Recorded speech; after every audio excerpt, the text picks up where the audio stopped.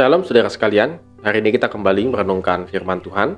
Dan firman Tuhan diambil dari Hakim-Hakim pasal 4 ayat 1 sampai dengan 9, kemudian ayat 16 sampai dengan 24. Kita tidak membaca seluruh bagian ini, hanya dua bagian ini saja. Setelah Ehud mati, orang Israel melakukan pula apa yang jahat di mata Tuhan. Lalu Tuhan menyerahkan mereka ke dalam tangan Yabin, raja Kanaan, yang memerintah di Hazor. Panglima tentaranya ialah Sisera, yang diam di Haroset Hagoyim. Lalu orang Israel berseru kepada Tuhan sebab Sisera mempunyai 900 kereta besi dan 20 tahun lamanya dia menindas orang Israel dengan keras. Pada waktu itu Deborah, seorang nabiah, istri Lapidot, memerintah sebagai hakim atas orang Israel. Ia biasa duduk di bawah pohon korma Deborah antara Rama dan Betel di pegunungan Efraim. Dan orang Israel menghadap dia untuk berhakim kepadanya. Ia menyuruh memanggil Barak bin Abinoam dari Kedes di daerah Naftali. Lalu ia berkata kepadanya, "Bukankah Tuhan Allah Israel memerintahkan demikian? Majulah, bergeraklah menuju Gunung Tabor dengan membawa 10.000 orang Bani Naftali dan Bani Zebulon bersama-sama dengan engkau. Dan aku akan menggerakkan Sisera, panglima tentara Yabin dengan kereta-keretanya dan pasukan-pasukannya menuju engkau ke sungai Kison. Dan aku akan menyerahkan dia ke dalam tanganmu." Jawab Barak kepada Deborah, "Jika engkau turut maju, aku pun maju. Tetapi jika engkau tidak turut maju, aku pun tidak maju." Kata Deborah, "Baik, aku turut, hanya engkau tidak akan mendapat kehormatan dalam perjalanan yang engkau lakukan ini, sebab Tuhan akan menyerahkan Sisera ke dalam tangan seorang perempuan." Lalu Deborah bangun berdiri dan pergi bersama-sama dengan Barak ke Kedes. Lalu Barak mengejar kereta-kereta dan tentara itu sampai ke Haroset Hagoyim, dan seluruh tentara Sisera tewas oleh mata pedang, tidak ada seorang pun yang tinggal hidup. Tetapi Sisera dengan berjalan kaki melarikan diri ke kemah Yael, istri Heber, orang Keni itu, sebab ada perhubungan baik antara Yabin, raja Hazor, dengan keluarga Heber, orang Keni itu. Yael itu pun keluar mendapatkan Sisera dan berkata kepadanya, "Singgahlah Tuanku, silakan masuk, jangan takut." Lalu singgahlah ia ke dalam kemah perempuan itu, dan perempuan itu menutupi dia dengan selimut. Kemudian berkatalah ia kepada perempuan itu, "Berilah kiranya aku minum air sedikit, aku haus." Lalu perempuan itu membuka kirbat susu, diberinyalah dia minum dan diselimutinya pula. Lagi katanya kepada perempuan itu, "Berdiri di depan pintu kemah, dan apabila ada orang datang dan bertanya kepadamu, 'Ada orang di sini?' maka jawablah, 'Tidak ada.'" Tetapi Yael istri Heber mengambil patok kemah, diambilnya pula palu, mendekatinya diam-diam, lalu dilantakkannya lah patok itu masuk ke dalam pelipisnya sampai tembus ke tanah, sebab ia telah tidur nyenyak karena lelahnya. Maka matilah orang itu. Pada waktu itu muncullah Barak yang mengejar Sisera.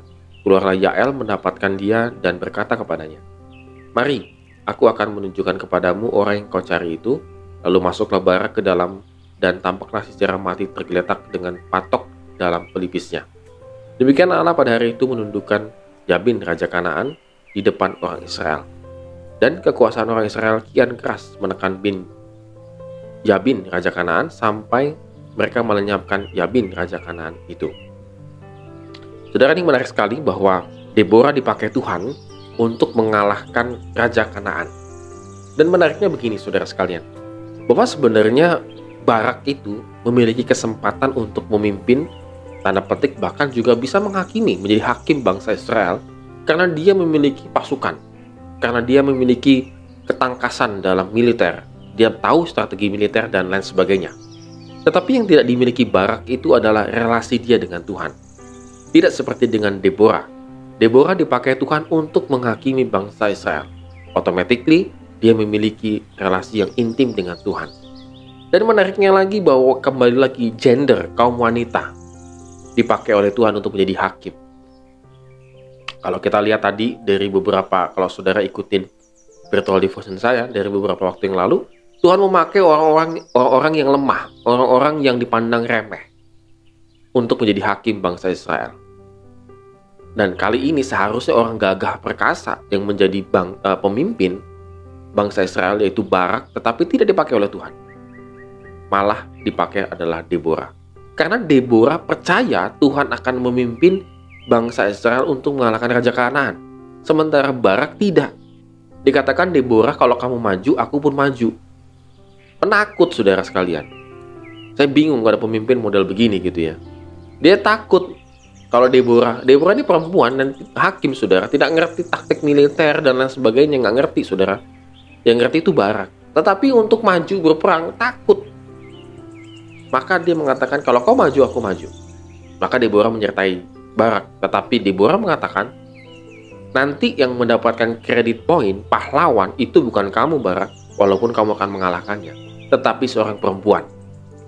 Di ayat yang ke-9, Tuhan menyerahkannya ke dalam tangan seorang perempuan. Siapa? Yaitu Yael, seorang perempuan, seorang istri biasa, bukan istri kayak kayak Wonder Woman gitu ya, bukan. Tetapi seorang perempuan biasa yang dipakai oleh Tuhan.